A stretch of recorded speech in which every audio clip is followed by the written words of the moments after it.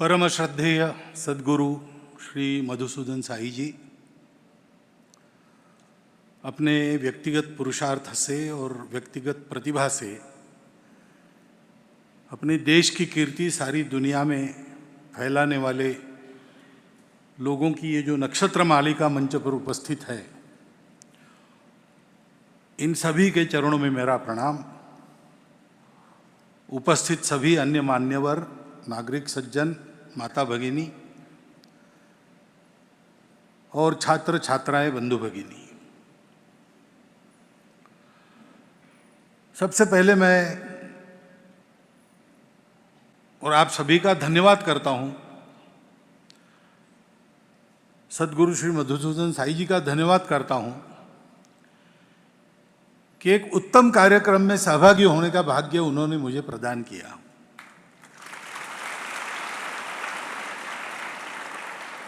यह कार्यक्रम उत्तम इसलिए है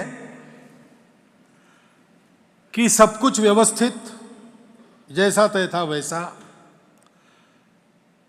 एक वो मेडल क्लिप की गड़बड़ छोड़ दी तो बाकी सब ठीक एकदम हो गया। और यद्यपि लंबा है, समय से चल रहा है, तो इस कार्यक्रम को पूरा इसका रूप देख के हम एक सुंदर कार्यक्रम कह सकते हैं। लेकिन यह केवल सुंदर कार्यक्रम नहीं है, ये एक पवित्र कार्यक्रम भी है। संयोग से गुरु पूर्णिमा का मुहूर्त मिला है और गुरुगृह में, गुरुकुल में अपनी विद्या पूर्ण करके समावर्तन समारोह में पहली बार, पहले समावर्तन समारोह का ये जो छात्र छात्राओं का समूह है वो अब अपने कर्तव्य करने के लिए कर्म क्षेत्र में जाएगा। तो इसके साथ जो गुरु के प्रति आदर की, सम्मान की, समर्पण की भावनाएं हैं, अपने गुणों में उत्कर्ष पाने की, जिसको एक्सलेंस कहा गया, उत्कृष्टता पाने की, उसकी भावना है। अपनी उत्कृष्टता का उपयोग अपने देश को उत्कृष्ट बनाते हुए मानवता की उत्कृष्टता बढ़ाने के लिए करने का एक पवित्र विचार लेकर ये सारा कार्यक्रम हो गया है। तो ये केवल सुंदरम नहीं है, शिवम और सुंदरम है। और अभी तक जो आपने सुना, आपको ये ध्यान में आया होगा कि इसके साथ सत्य जुड़ा है।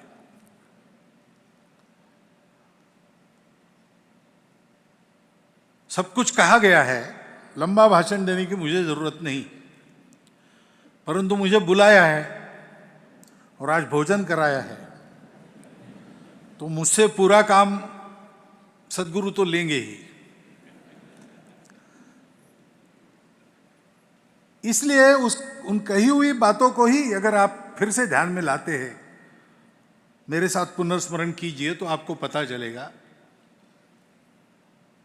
सबसे पहले बात की गई कैरेक्टर की। आदरणीय चिदंबरम जी ने, मैं उनके भाषण का वो की वर्ड मानता हूं, कैरेक्टर। अपने यहां उसका भाषांतर हम करते चरित्र, लेकिन चरित्र तो जो दिखती है वो कृति होती है। हमारे यहां शील को माना गया है। जो भी हम करते हैं उसके पीछे एक हमारे मन की स्थिति होती है, विचारों की स्थिति होती है, हमारी वैल्यूज होती है।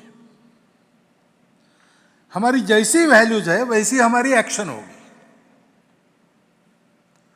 शील के आधार पर चरित्र बनता है। आज विश्व में जो सारी समस्याएं दिखती है,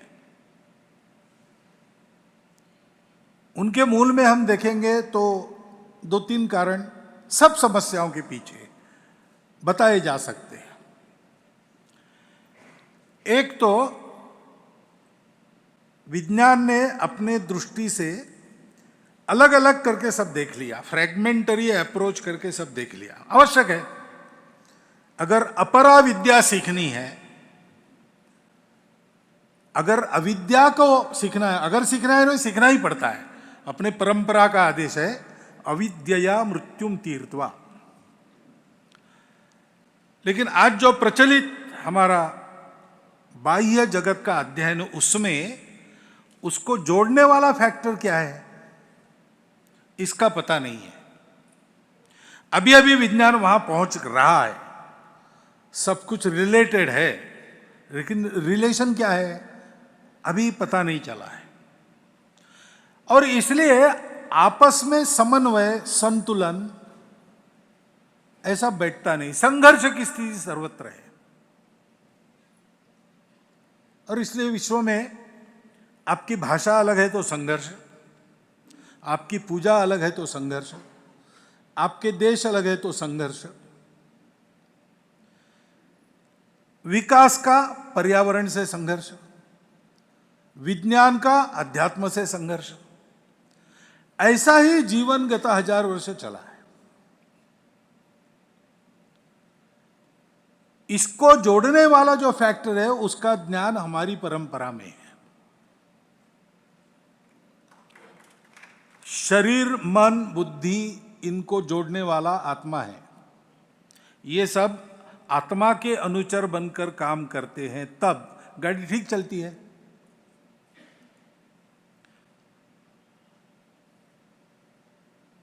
मन, बुद्धि, शरीर, इनको वो जोड़ता है। ऐसे ही व्यक्ति, उसका हित, समाज, उसका हित, सृष्टि का हित, इन तीनों को जोड़ने वाला परमात्मा का भाव है। सब में उसी को देखना, जो कहा है लव ऑल सर्व ऑल। क्यों? All is one. Creation is one, existence is one. It is manifested in diverse forms. But really, these diverse forms, they are perishable. प्रकृति नश्वर है, बदलती रहती है। लेकिन प्रकृति जिससे निकलती है वो तत्व शाश्वत है, वो सबको जोड़ता है। मनुष्य के शरीर, मन, बुद्धि की आवश्यकता रहती है, इच्छाएं रहती है, अर्थ काम रहता है, उसको नकारा नहीं है, उसको स्वीकारा है, उत्कृष्ट होना चाहिए। लेकिन दिशा मोक्ष की होने के लिए इनको धर्म का अनुशासन चाहिए। धर्म जो समाज की धारणा करता है, तो व्यक्ति को उत्कृष्ट होना है। क्यों? समाज की सेवा के लिए। इस विचार को हमारे पूर्वजों ने प्रथम पाया और सारी दुनिया में इसको देने के लिए हमारे राष्ट्र को बनाया, हमारी परंपरा को बनाया। दुनिया में एक अलग देश, एक अलग राष्ट्र ऐसा सदा के लिए रहने के लिए नहीं, वसुधैव कुटुंबकम के लिए बनाया। और उसके चलते हमारे जीवन में एक परंपरा है मूल्यों की, जिसको हम धर्म कहते हैं। 4 मूल्य बताते हैं। एक है सत्य को सतत देखो, अपने जीवन के सत्य को पाना, ये परम लक्ष्य है। अभी वो वीडियो गोल्ड मेडलिस्ट के बताए, उसमें एक छात्रा ने भी ये कहा, मेरा आत्मस्वरूप क्या है, ये मेरा परम लक्ष्य है, छात्र ने कहा है।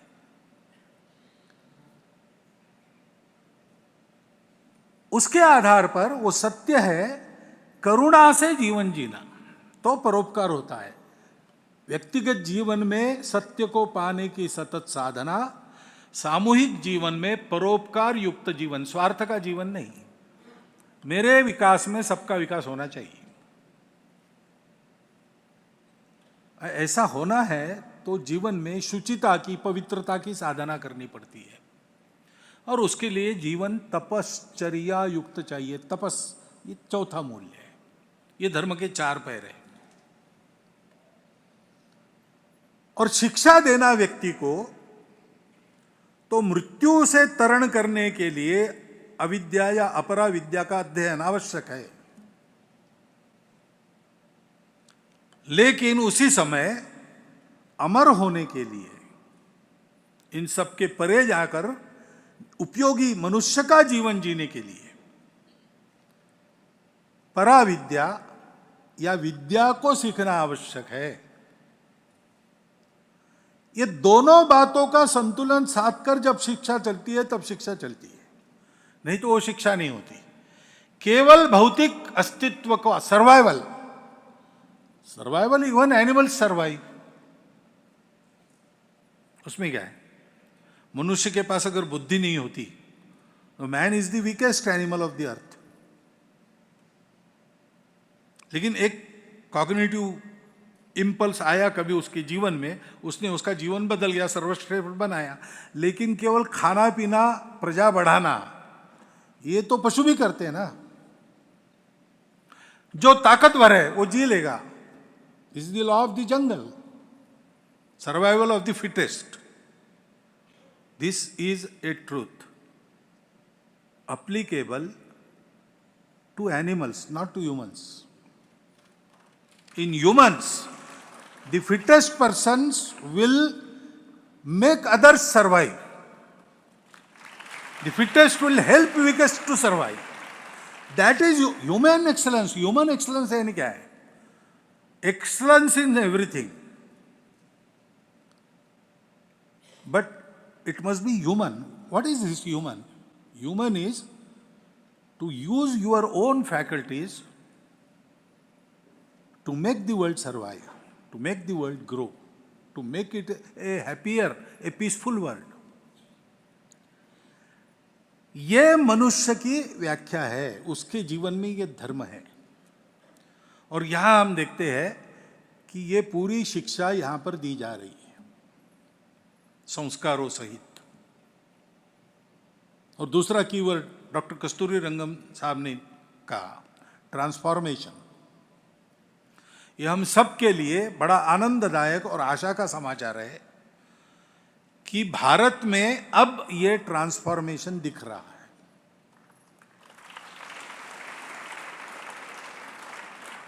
अब दिख रहा है, इसका मतलब अभी हुआ है ऐसा नहीं है। भारत के इस नवोत्थान का सूत्रपात 1857 के बाद जो विचार मंथन हुआ उसमें से हुआ। उस समय स्वामी विवेकानंद जैसी विभूतियां हो गई, उन्होंने हमको एक दिशा दिखाई। मैं एक नाम ले रहा हूं उनका, प्रातिनिधिक। संपूर्ण देश में ऐसी विभूतियां उस समय हुई थी, और with in different words they carried the same message. वही अविद्या मृत्युम तीर्थवा विद्या मृतम अश्नुते। और भारतवर्ष को बड़ा होना है क्योंकि दुनिया में इस तत्व की स्थापना होनी है। धीरे धीरे वो प्रोसेस चल रही। हम सुनते थे कुछ अच्छा होगा, हमको लगता नहीं था, लेकिन आज लगता है क्योंकि ऐसा दिखता है।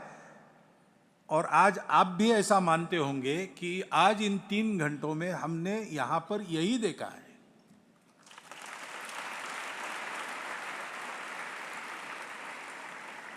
मैं देश में घूमता हूं, इसलिए छोटे प्रसंगों से लेकर ऐसे प्रसंगों में भारत के इस नवोत्थान का और दुनिया का धर्मोन्मुख होकर अपने आप को शांतिपूर्ण, सुखी, सुंदर दुनिया बनाने का काल अब आ गया है, ऐसी साक्ष्य देने वाले प्रसंग अनेक दिखते हैं। उसमें आज का एक बड़ा प्रसंग ये है, ये ट्रांसफॉर्मेशन है।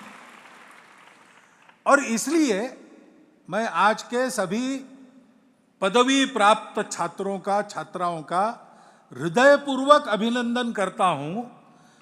उनको ये प्रशिक्षण मिला है, केवल इतना नहीं, कल ये दुनिया ऐसी बनेगी, भारतवर्ष के पुरुषार्थ के कारण बनेगी। उस भारतवर्ष के और उस दुनिया के निर्माता बनने का मान उनको मिलने वाला है। पीढ़ी दर पीढ़ी प्रयास होता है, लेकिन दिखने वाला यश किसी के भाग्य में लिखा होता है, पूर्व पुण्य होता है। आने वाली पीढ़ी के नसीब में ये भाग्य लिखा गया है। यानी हम बूढ़े होंगे तब देखेंगे, इस पीढ़ी के उद्यम से वो होगा, ये पक्का है। एक ऐसे ही साक्षात्कारी महापुरुष की वाणी मैंने एक दीवार पर लिखी थी। उसमें कहा था कि भारत जरूर उठेगा। अभी अपने आलस्य और निद्रा को त्याग कर हलचल करके भारत बड़ा होगा। बड़ा होने के बाद आधुनिक विज्ञान और अपना परंपरागत ज्ञान, इसका समन्वय करके सारी दुनिया के लिए एक नए युग का सूत्रपात भारत करेगा।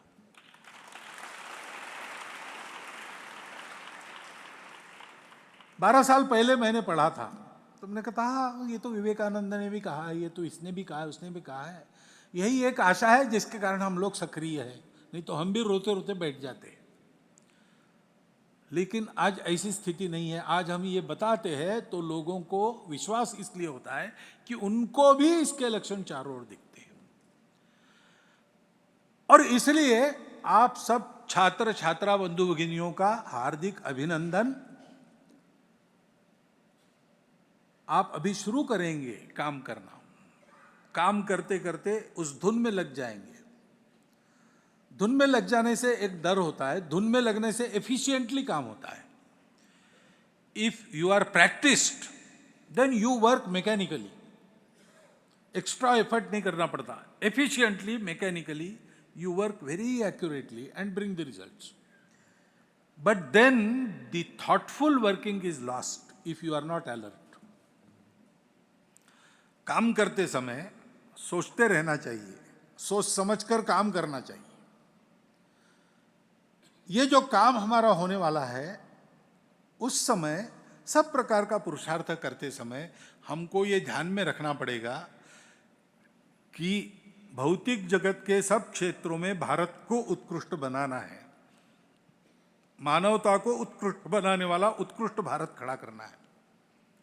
परंतु वो उत्कृष्टता केवल भौतिक जगत की है नहीं, हो नहीं सकती, क्योंकि वहां भी अपनी उत्कृष्टता प्राप्त करने का रास्ता क्या है?